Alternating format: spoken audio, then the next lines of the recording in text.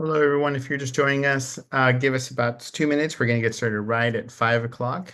We begin on time, and importantly, we end on time to make sure that we respect your time and then our interpreters and our guest experts. So right at 6, excuse me, right at 5, going right to 6. So thank you for being here a little bit early. We will begin in about 2 minutes, minute and a half.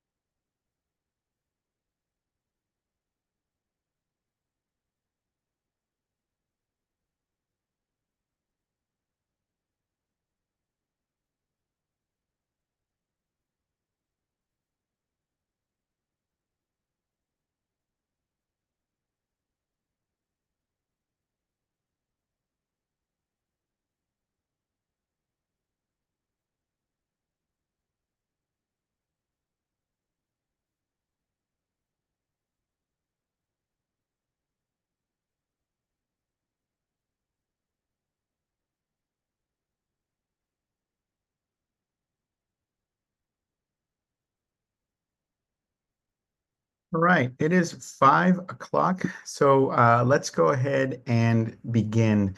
Today's presentation, you'll note in front of you on the screen, it's a parent's guide to anti-bullying. It is understanding and preventing bullying. Our guest experts today, they'll introduce themselves in just a bit, but they are both credentialed counselors. They've been counselors for years here in the Alvord Unified School District. If you have children at either La Sierra, Collet Elementary, or La Granada Elementary, they will look very familiar. We're very thrilled that they are partnering with us. I want to just start off by giving you all a thank you on behalf of the Board of Education for Alvord Unified School District for being here, spending some time with us. I know it doesn't seem like a lot, 30 minutes here, an hour there, but there's been decades of research that shows that the more engaged you are, the more connected you are, the more plugged in you are to your child's school, the better your child is likely to do in their educational trajectory.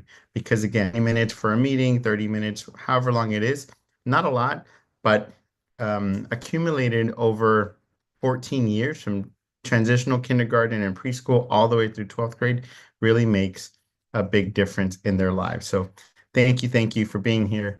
We can't do the work without you. I also want to remind our families that we have two wonderful interpreters. We have Miss Yvonne, who is with us interpreting into Spanish, and we have Miss Bayana, who is with us interpreting into Arabic.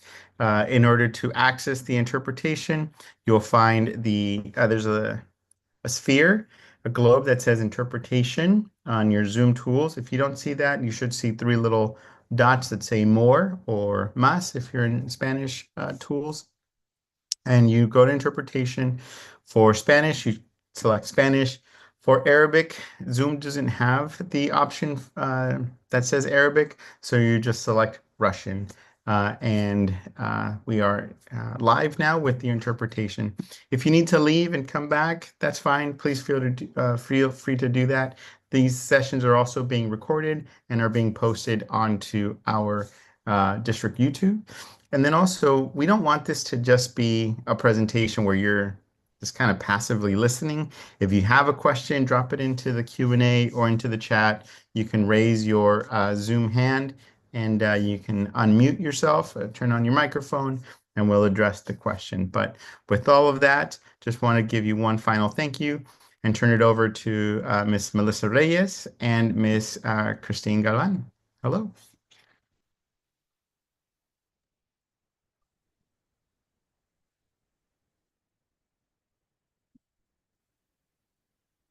Give us 1 second. We are trying to move Over. Okay, there it is. Hello. I just want to thank everybody for being here. My name is Christine Galvan, and I am the school counselor at Colette Elementary School. I am completing my 12th year in the district, and I'm just really happy to be here. And thank you all for being here today.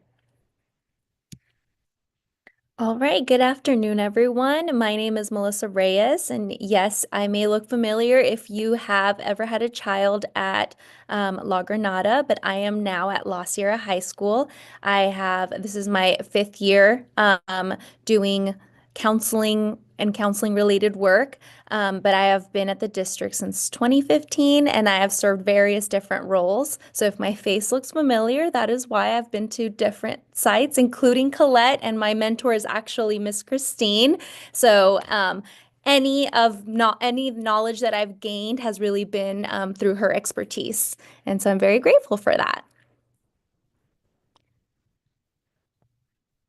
So today we're going to be giving a lot of information. So at any point, just as Mr. Cisneros says, if you have any questions, please put them in the chat. Please raise your hand. Please unmute yourself. I know that you might have questions as we're going, but these are the objectives of our presentation today. The purpose of being here is at the end of this presentation, we are hoping that you're going to understand the different types and signs of bullying. Recognize the impact of bullying on all individuals, not just on the student maybe that was bullied, but also those who are present and also the person who maybe was doing the bullying. Learn strategies to support your children who are targets, bystander, or engaging in the bullying, and navigate resources to support your students.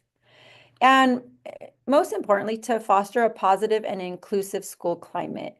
I know this is a serious topic, but we're also talking about students. We're also talking about children at any age. And so that is very, very important.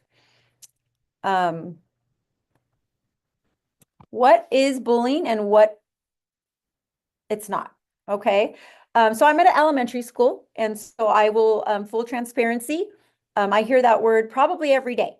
And honestly, most of the time, things do not fall under the definition of bullying. So what is bullying? So bullying is repeated physical, verbal, or psychological attacks or intimidation against a victim who cannot properly defend him or herself because of either size or strength, or because the victim is outnumbered or less psychologically resilient. Okay. And so I think there's some important words to kind of point out in there. One, repeated is the huge piece. Okay. Remember that bullying is not a one-time thing. It is not when someone is just plain mean. And, especially in elementary, I'm coming from an elementary perspective. I have worked in middle and high school in the past, but coming from an elementary perspective, we have mean moments. And that's what they are. They are mean moments. Bullying is not someone hurting your feelings, although that we have to recognize and we have to be where our students are. And that does hurt. That is not necessarily bullying. And bullying is not playing or joking or teasing or what my students like to call roasting. That is not bullying. It is not bullying if it does not happen on a regular basis or it is not one-sided. So if two students are saying inappropriate or hurtful things to one another, that does not fall under the definition of bullying. Your child may be experiencing a conflict, which we always ask that you come and you speak to the school about that, even if it's a conflict. So now we're going to move on to the difference between conflict and bullying because, there are still things that we can do and to handle each one, but it's very important that we really understand the difference so that when we're having these conversations with our children, they're also aware of what the differences between the two because they might be handled differently at each school site depending on whether it's a conflict or bullying. So a conflict, and these are slides that are directly taken from lessons that we provide students so that they really understand the difference. But, of course, it's very important to also educate our parents so that those conversations can continue in the home. So what is a conflict? Well, here's an example. Kennedy and Sadie want to play with the same ball. They both grabbed it at the same time. So that would be an example of a conflict because there's two students, they both want the same item, but they're both engaging in that conflict, right? It's not just one-sided. Now, here's an example of bullying. Every day at lunch, Lorena takes food off Justin's tray and throws it on the floor. Then the whole cafeteria laughs. It's very important that we notice a few things here. It's happening every day, so it's repeated, just like Ms. Christine said. That's very important to note. Is it a one-time thing or is it happening every day? And here we see that it's happening every single day. And, only one student is engaging in this action. One student is doing it to another. So, and then the whole cafeteria is laughing at the student. So we can tell that this is a bullying situation, especially because it's happening every day. So here are some more differences. A conflict is typically expected and normal between peers. When you have a lot of different minds together in one place, there's going to be a conflict, even amongst adults, right? Sometimes we're in a group and we might have disagreements, and that's okay. That's normal. Now, with bullying is never an expected or normal part of a friendship. No one should ever be consistently mean to you. There might be a conflict in a friendship, and that's okay. We teach those conflict resolution skills to students, but it shouldn't be happening every single day. You shouldn't be afraid when you're around a friend. Now, with conflict, everyone has equal power. So there may be two students experiencing a conflict and both feel like they have a say, just like in our previous example. One student can say, I had the ball first. No, I had the ball first. Those are two people that are engaging in this conflict and it's not one-sided and both feel comfortable enough to express how they're feeling. With bullying, it's one person and only one person has the power over the other. With conflict, students want to solve their problem and so that they can go back and have fun. Typically, with a conflict, it's not about continuing this conflict. No one is feeling happy about the situation that's happening. They just want to have fun. But with bullying, typically the bully is happy about the outcome and they don't want to figure out a solution. They want it their way. Also with conflict, students will typically disagree, but nobody is looking for attention and power. Unlike with bullying, there typically is a student that is looking to have attention and power over someone else. With conflict, both sides typically feel bad about the problem. Again, they just want to go out and play. They want to move on, but it's hard to get over that, right? And with bullying, typically the student does not feel guilty or bad about their choices, so they want to remain in that situation. And you might be thinking, okay, so it's not bullying, it's conflict. Does that make it okay? No. It's not okay. Both situations are not okay. But again, it's just important that we can differentiate between the two so that when we are reporting, the individual that's going to help you knows exactly who to talk to and what is the policy for each of those situations. So what can we do when we have a conflict? Here's exactly what we teach our students. You can stay calm, use your coping skills. Us counselors, we teach students how to identify feelings and also how to deal with strong feelings, how we can cope with those strong feelings. We make sure we don't blame others. We don't use blaming words. We try to use I statements instead. It's all about how you're feeling because what I would usually tell my elementary students is that someone's not going to want to engage in a conversation with you if you're saying, "You never give me the ball. You are always so mean." That can make someone feel a little defensive. That's an attack. So instead, you use I statements and you don't blame others. You ask instead. You said, "I would really like a turn at the ball. I am not feeling comfortable right now." You talk about yourself and how you are feeling. And you try to listen to understand the other person's perspective as well, because someone else might point out something to you that you hadn't seen before, and you're open to that. When we are encountering a conflict, we try to find a solution and compromise together. And if none of these things are working, it is okay. That's why you have adults all around you. Go ask for help.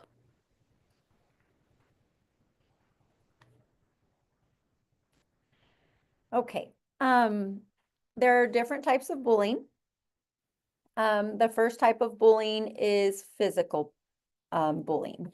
That's anything hitting, pushing, taking others' belongings, kicking, biting, pulling hair, anything that physically hurts a person's being.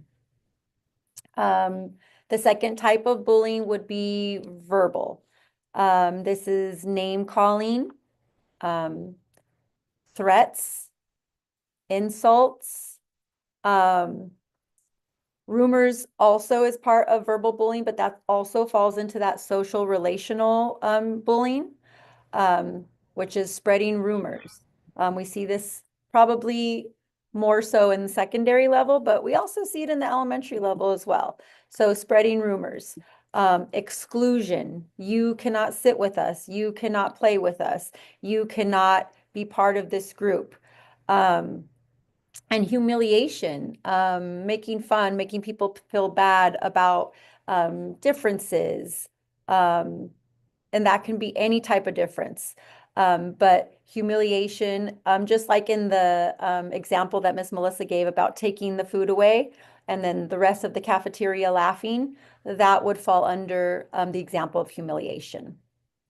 And I think probably the type of bullying that is really impacting us at a secondary level very highly would be the cyberbullying, okay?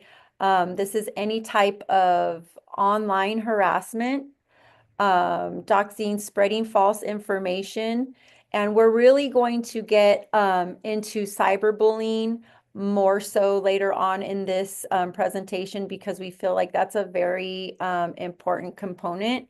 And we feel like that's a really important place where parents need that education. And so we will definitely discuss that further in this presentation.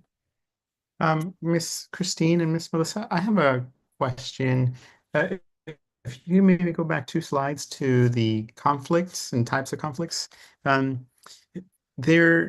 was my experience that one, yeah, it was my experience when I was a principal that there was times when we would have particular children who would get into conflicts, not with the same person over and over, but with a bunch of people kind of continuously.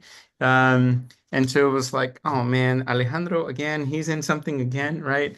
And so one of the kind of frustrations that those parents of children who would have those sort of experiences would tell me is, I'm trying everything, right? I took away their phone, I yelled at them, and they're trying to do consequences. What sort of consequences, or maybe not even consequences, strategies would you suggest for our parents whose children are the ones who just seem to have a hard time getting along with others and who continuously get into conflicts with different people? They're not bullying one person over and over, but they just seem to get into some stuff with a bunch of different people. I think that's a really good question with not a very easy answer. I think there's a lot of layers to that answer. I think that, we can all think of maybe, one student at a school. There's so many variables that come into play. We really have to, and us coming from that counselor perspective, right?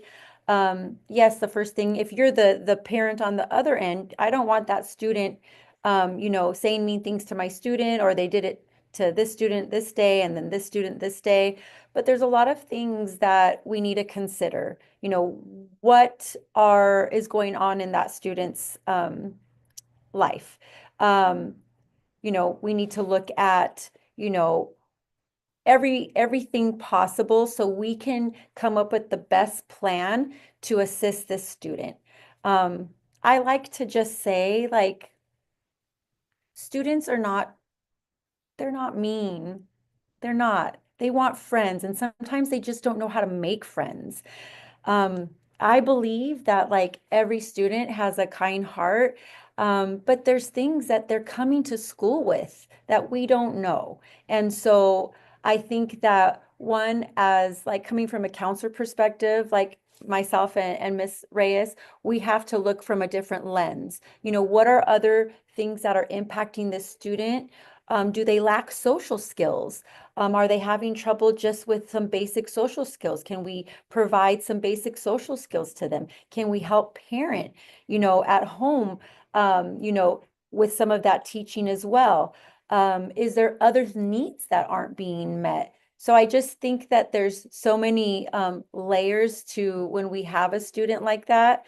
And sometimes really it is, sometimes it comes from that insecurity that they don't know, or they think that maybe they will be rejected as well. So it's providing those opportunities for that student to be successful in social situations as well. Do you have anything else to add, Miss Reyes?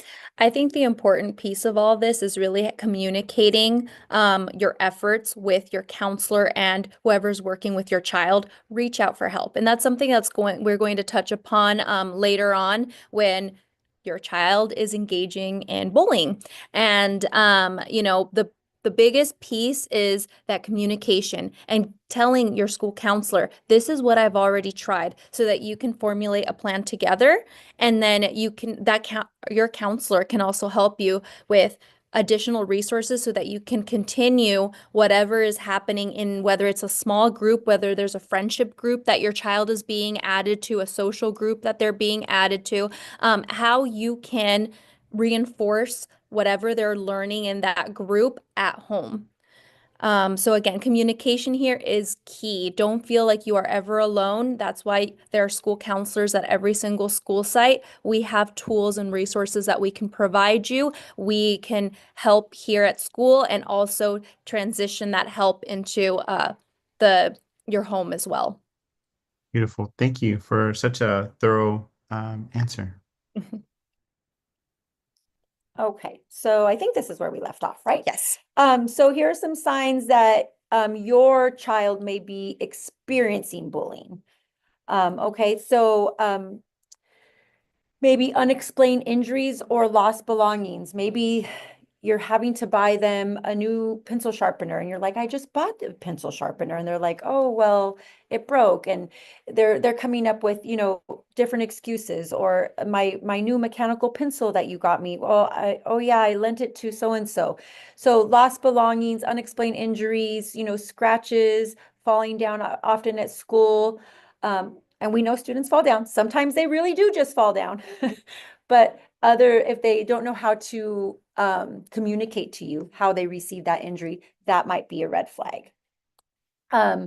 Not wanting to go to school, not wanting to engage in any social situations. So I think that for the social situations, that is more at the secondary level, not wanting to attend any clubs, not wanting to attend any after school activities.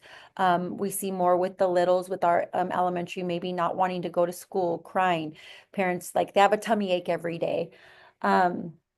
Sudden changes in behavior, maybe withdrawing a little at home, staying in their room more, not wanting to go outside, play with their friends. Or the opposite of that, you see an increase in aggression in your own child. Maybe they're fighting with their younger siblings, pushing. So if you start seeing any kind of aggressive behavior with them, that could also be a red flag. Sudden declining grades. And I know in elementary, you don't typically give grades, but if you just, start getting contacted by your child's teacher or getting messages like they're not turning in their homework, they aren't doing well on their assessments. Um, you definitely want to make sure that you communicate with your child's teacher. Trouble sleeping, and this goes back to what I had just mentioned, the frequent complaints of illness, them not being able to sleep at night. We see a lot, like I said, and I know I'm coming from an elementary perspective. I have worked with the olders as well, but we see a lot of tummy aches, not wanting to come to school. My tummy hurts, my tummy hurts. And once they get here and we're able to, get them in class, we're able to figure out and get to the bottom of things, tummies magically feel better. Low self-esteem and depression. And this is throughout all ages. They might be making negative self-statements, saying they don't like each other, they don't have any friends, maybe some symptoms of depression, which could be, not wanting to engage in any social activities, you know, isolating, withdrawing from things, school refusal and difficulty concentrating on schoolwork. They just kind of seem like they are kind of somewhere else. You're talking to them, and they just can't focus. That could be definitely a sign. And then anxiety, insomnia, and again, somatic complaints. So if you're seeing that they're worrying about things all of a sudden, and that's not something that is normal to your child's behavior, and your children, your students. And so when something is not normal to their behavior. You are their parents. So always go with your gut. If this doesn't seem, it never hurts to just kind of reach out to somebody and have a discussion. Okay, so cyberbullying, it is something that unfortunately is seen a lot more now. And the biggest reason is because it can happen 24 hours a day, 7 days a week. It can happen at home. And, before technology, you would worry about bullying happening at school, and now it can happen right under your nose. So, cyberbullying is technology-based harassment. It is bullying that uses computers, tablets, social media sites, chats, and websites. And like I said, it can happen 24/7. So platforms that cyberbullying can occur on include Instagram, TikTok, online gaming, YouTube, and even interactive platforms, including Google Slides. I had a case where students were creating a burn book through Google Slides, and they were writing about each other, creating this presentation with pictures of other students. And to a parent, that might even look so innocent. Like, look at my child, they're doing schoolwork on Google Slides. So it's really important that we are aware of what is happening on our child's screen and engaging in their work as well. And we're going to dive a little bit deeper into that in a bit about the importance of safety and then, but also trying to respect your child's privacy.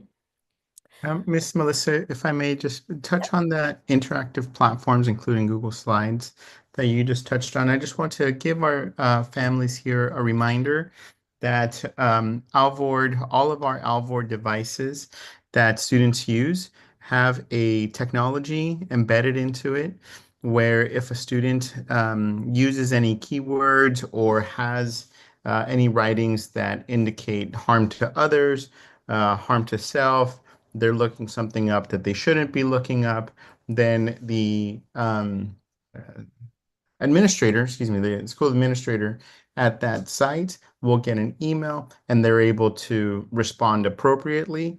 As a principal, I got emails or alerts when children were looking things up that children should not be looking up, and I was able to have a discussion with them and then also bring it to their parents, which were always very uncomfortable conversations for me to have. But then also importantly, when a student indicates maybe self-harm, then we're able to work with our school counselors, our school social workers, our mental health coordinator to make sure that children are supported. DG says they've found a way to get around that. DG, if you have maybe more information on that, please let us know so we can bring it up to our IT department, because there shouldn't be any loopholes, especially on something so sensitive as that. But thank you for bringing that to our attention. Thank you, Miss Melissa. Yes, of course. Okay. Oh, so here are some examples of cyberbullying, just so that we're, absolutely clear. So mean texts, including exclusion, just like our previous example of, saying you can't join us for whatever reason. I think actually we have. Oh no, I didn't post. I thought I had an example. But exclusion is a form of bullying, making sure that someone is not a part of your group, and doing that on purpose. Rumors can be posted on social media sites, unfortunately. Embarrassing pictures or videos can be posted. I do have an example here where, someone tweeted that, for your information, Jimmy K does ballet. I saw him at my sister's dance recital. LOL, nice tights, dude. And then posting a picture of someone else without their permission. It happens. And I always tell my students that is not okay. If you don't have permission, never post pictures of anybody else. Also, just, creating fake social media profiles. That is something that also happens, unfortunately. Someone else, uses your child's name, and creates a profile, and, they start writing really embarrassing things or really mean things and try to pretend to be someone that they're not. And how do we prevent cyberbullying? Well, we need to learn the internet. We need to know which websites and social media sites are currently popular. And we do have a resource at the very end of our presentation that can help with that, because it's tough to understand, what's popular, and your kids are on TikTok now, and what does that mean? And so we do have a resource for that. It's important that we model kindness and that we're respectful online and even in person. We have, our kids really are paying attention, and they learn from us. Don't let your child know, or let your child know that it is okay for them to come to you and that they aren't in trouble. If you see something, say something, and establish that with your child. Let them know you're not going to get in trouble. I've had students that were added to fight pages or just really mean Instagram pages, and they have felt that they were going to get in trouble if they spoke up. But really, that is so, so important. And to have that conversation with your child and let them know, if you are, coming forward and you are letting us know about this, we can stop it from getting bigger. And we are very grateful for that. And that is so brave of you to share that. And please encourage your child, to alert those at school as well. I mean, if they feel uncomfortable to do that, you can go ahead and alert, the school. That's something that's happened in the past, where a child shares something with the parent and the parent then comes and brings it to our attention, and we really appreciate that. Keep your home computer, laptops, tablets out in the open and in a common area. I know that depending on how old your child is, you might feel like it is time to start respecting your child's privacy. And while, yes, that is important, your child's safety is number one. That's the most important piece. And having that conversation with your child. I am not doing this as a punishment. I'm not making you sit in the living room with your laptop next to me as a punishment. I'm worried about your safety. I love you. I care about you. And, really having those conversations, and letting them know why, not just, these are the rules. Because children, they're curious and they want to know why, and they deserve a why.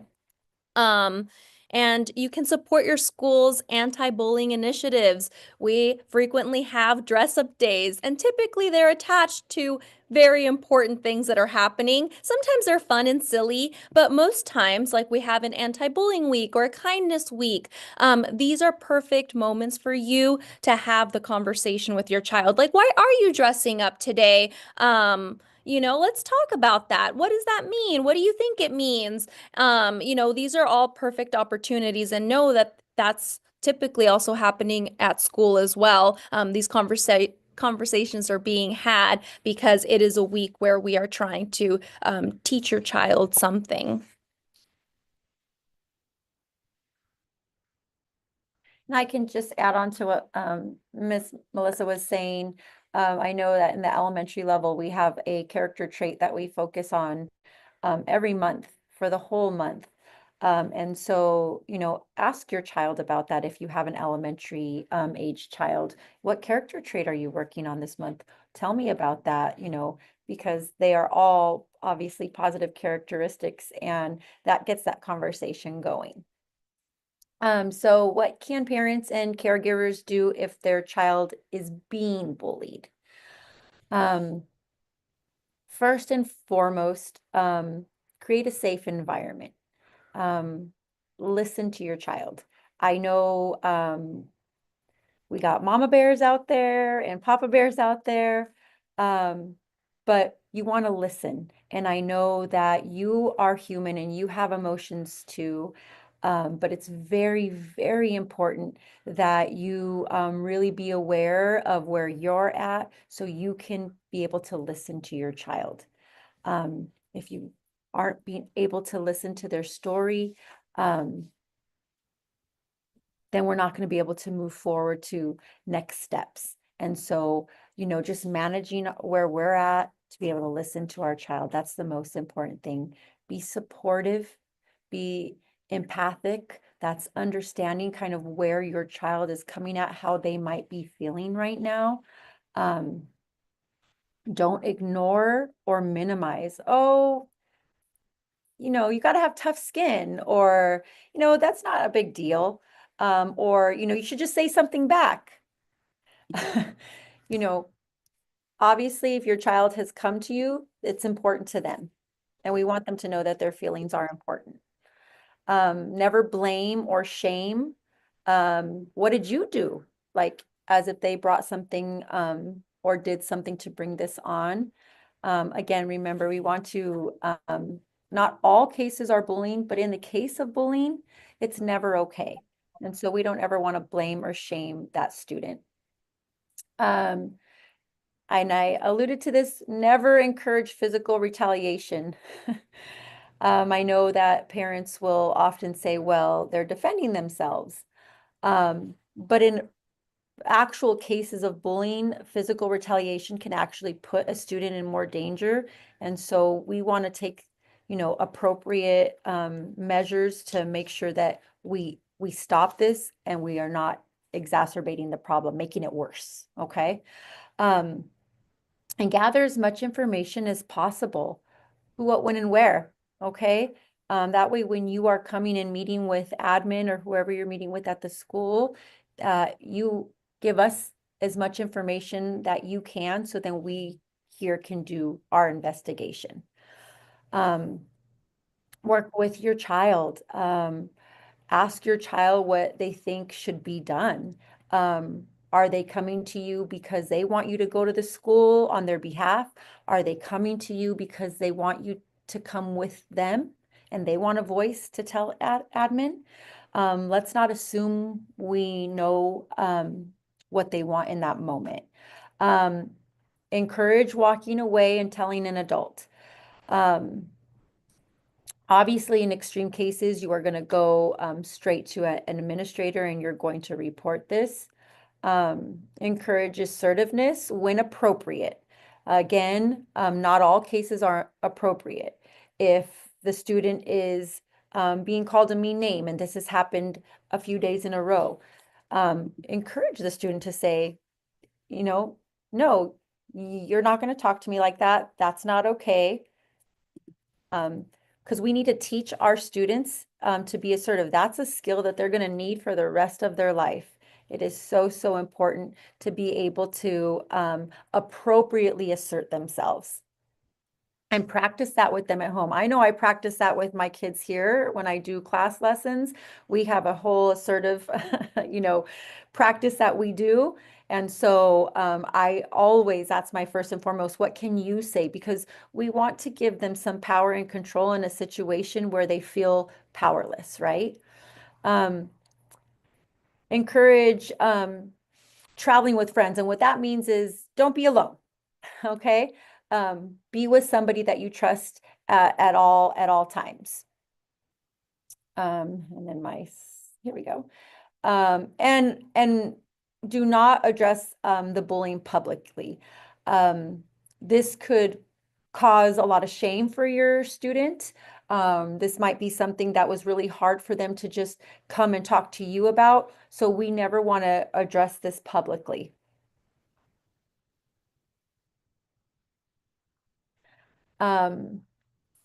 Provide encouragement and support. Never, ever, ever force a meeting between. Do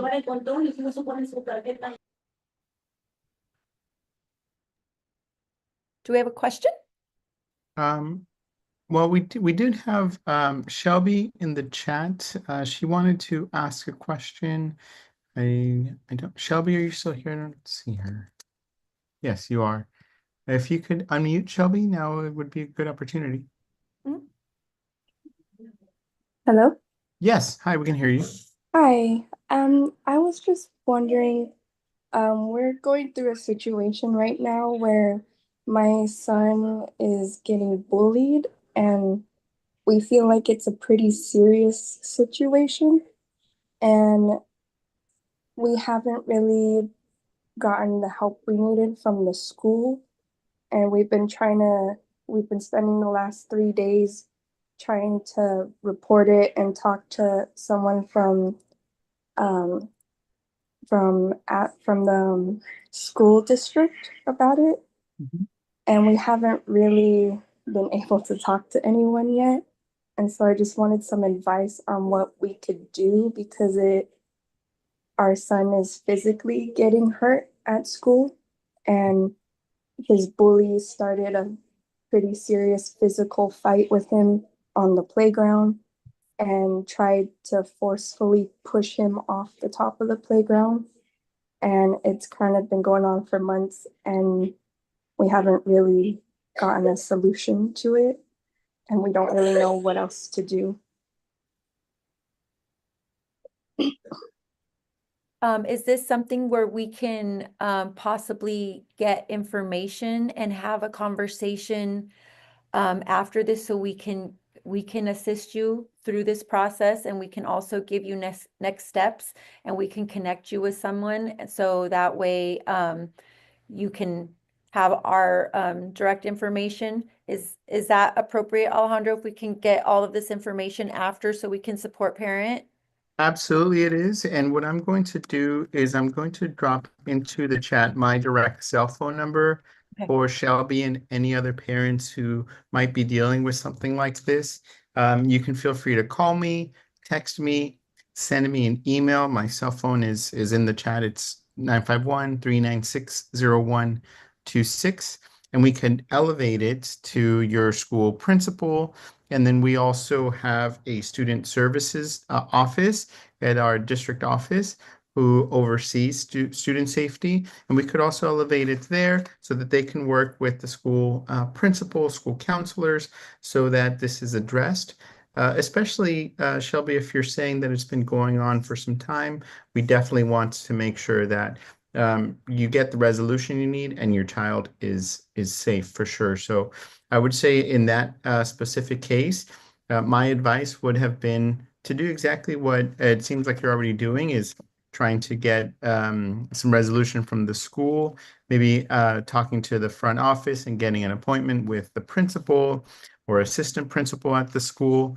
But if that's not happening, I would say, just reach out to us directly, and we could facilitate a dialogue to get that resolved. Miss Christine, Miss Melissa, is there anything else you'd like to add? No, I'm glad that we're connecting her with you or with somebody right after this.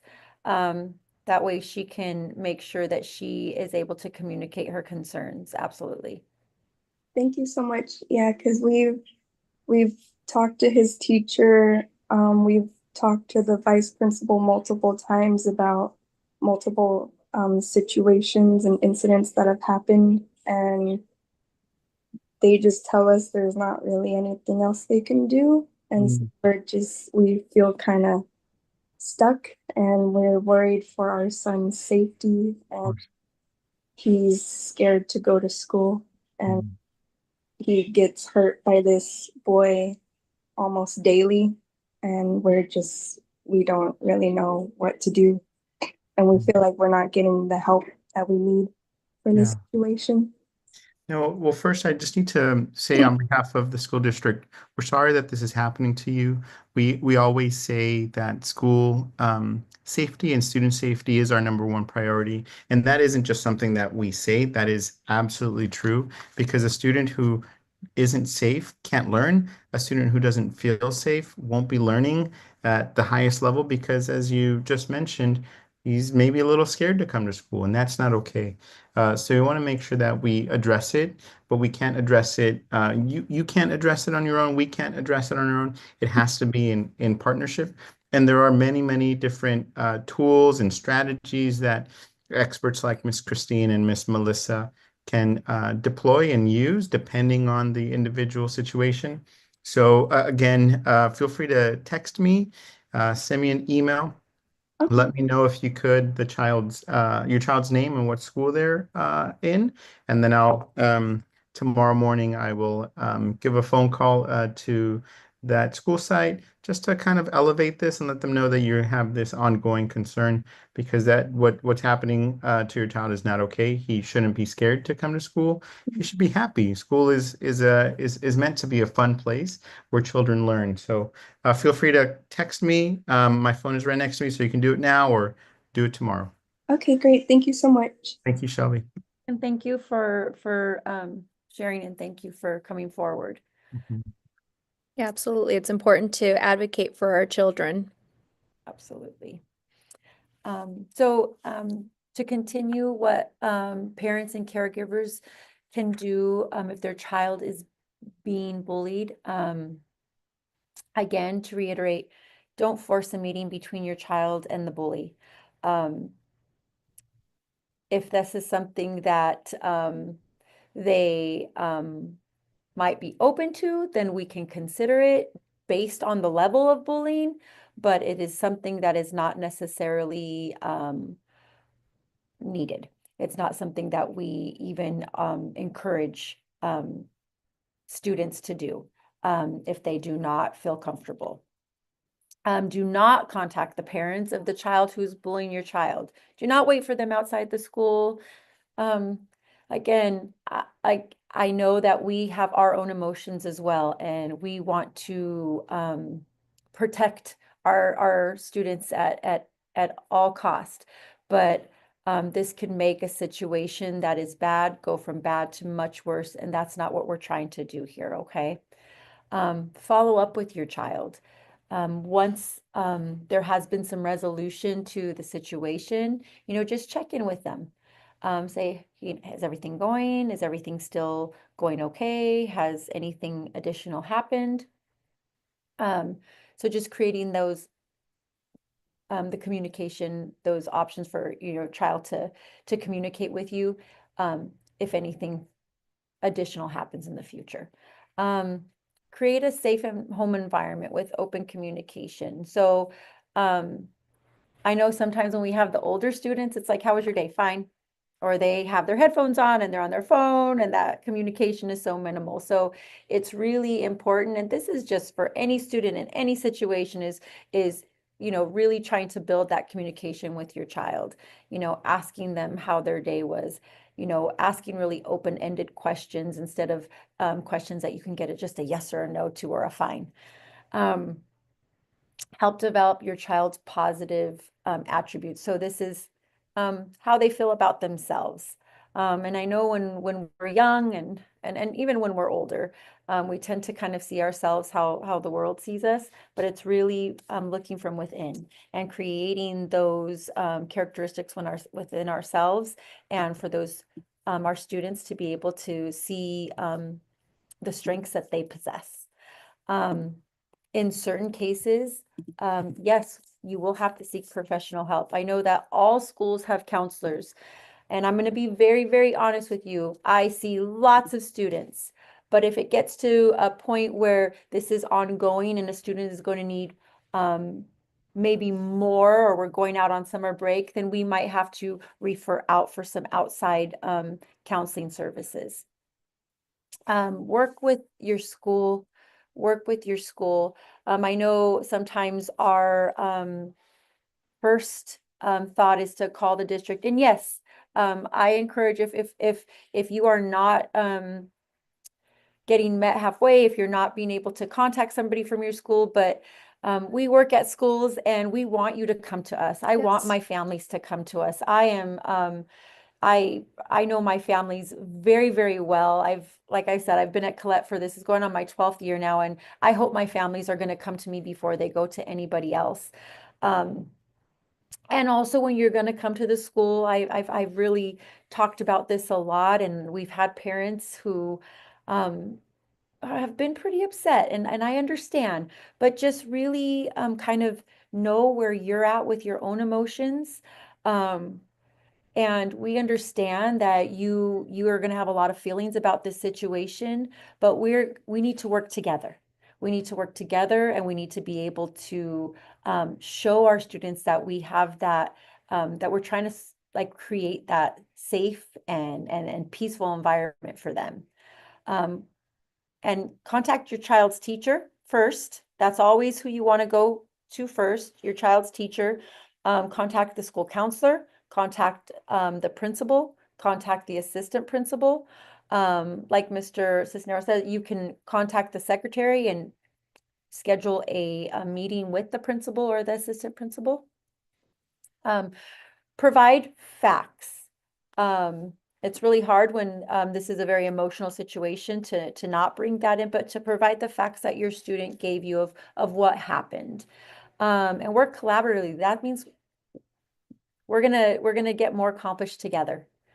So we need to work together. We need to have a really positive relationship working together. And so we want to help you. We do want to work with you. Please know that, but we only know what you tell us.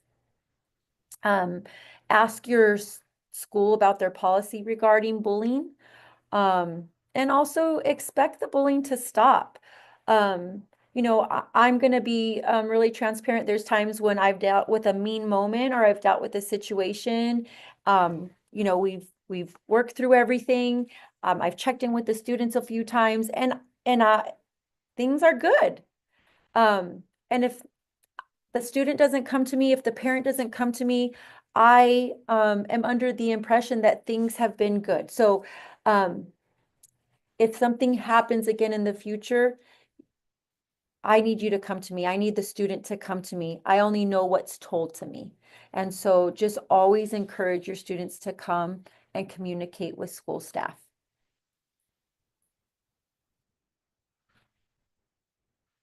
Okay. So for the sake of time, I might just go through this a little quickly. No, you're good. And so, but I want to talk about how you can support your child if they are engaging in bullying. So, because this is still really important for a parent to know, so now maybe someone's shared with you from the school that your child is possibly bullying or has engaged in like a situation where bullying has occurred, and now you're like, what do I do? Well, it's important that you address the behavior and not label your child. Don't tell your child that they are a bully. Sometimes that really sticks with children, and they start to that label starts to become true, right? And so we want to let them know that, bullying is not okay, and that they are not a bully, and let them know that you're not a bully. I know you're not a bully. Help your child find healthy ways to cope with strong feelings. And if you don't know how to do that, talk to your school counselor. We have plenty of resources to help students control those really strong feelings that they may be going through. Come up with alternative behaviors or ideas to gain leadership and social status that don't involve excluding others or bullying. Sometimes students, what they want is, again, attention. Maybe they want some leadership, and that's not the appropriate way to get that, but instead, seek out, maybe they can be involved in clubs or activities outside of school. So really it's about learning your child's social life and how they are fulfilling that need that they have. And if they want leadership, there are plenty of opportunities at every single school, and you just contact their school counselor or their teacher and ask about opportunities for your child to exercise that leadership. Again, be a model. It's very important to be a role model for your child and model respectful and positive conflict resolution. Avoid aggression, intimidating, and abusive behaviors. If your family is going through a stressful life event, because those happen and we understand that, please reach out for help from your child's school counselor. That's what we are here for. We can help to connect you with other mental health professionals, like Ms. Christine said earlier. If we feel that it is outside of what we can help you with, we will continue to be a support here, but we may need an additional support. We may need to tap into someone else, and we can all work together. Remember, we're a team here, and we can only we'll provide as much as we can, but like our team can grow, and that's perfectly fine. We're all here for your child. Mhm. Okay, so become an upstander. So we have, different, I guess there's roles. Sometimes you have the student who is providing, doing the bullying. You have the student who is possibly being bullied, but then you have all the students who see what's going on, and sometimes they just watch, okay? And so we want to teach our children to not be a bystander. That's the ones that are around and see this action happening, and they don't do anything to stop it. And so teaching them to be an upstander. You want to interrupt the bully. People who see or know the bullying's happening can choose to either help stop the bullying, or if you don't help and you stop it, then you are part of the problem. Point out the unacceptable behavior. If part of what the bullying does is excluding, well, then you go and you ask that student, hey, come and be with us, come and sit with us, come and play the game with us. Reach out and support the victim. See if that student is okay. See if that student needs a friend. Go help that student get help. Go and tell an adult. We need those who are kind of those outliers who are seeing what's going on. We need them. They are also part of the community. They are also part of either solving this problem or keeping this ongoing problem.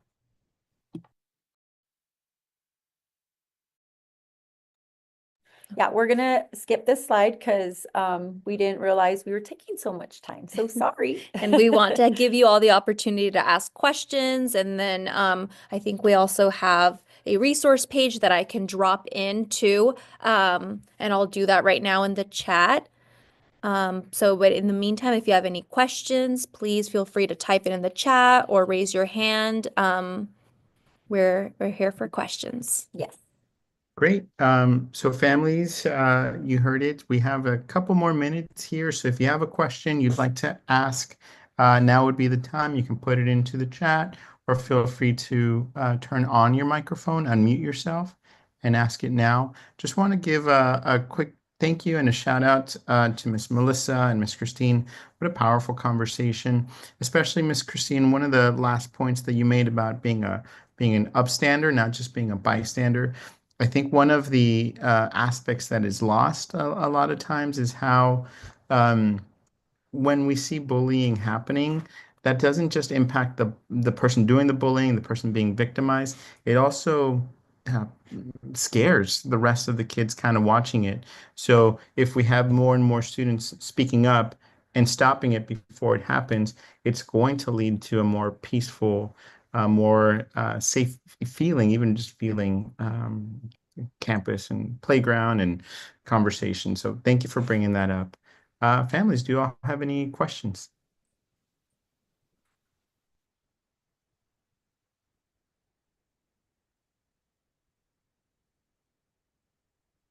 Well, hearing none, then what I'd like to do is I'd like to just drop my phone number into the chat one more time and also my email. If families, you would like more support, you'd like individual support, you'd like us to facilitate a conversation between you and your school administrator, please feel free to reach out. Shelby is already texting me. Thank you, Shelby. I will be in contact with your site administrator tomorrow morning, just to elevate this concern that you have. Miss Melissa, you have something else to add? Yes, just finally, I did drop it in the chat, this page, and it is you are able to click on the links as well. For the littles, never underestimate the power of a good story, a good book. As counselors in elementary, we love to teach these lessons through books. That's a great way to start a conversation.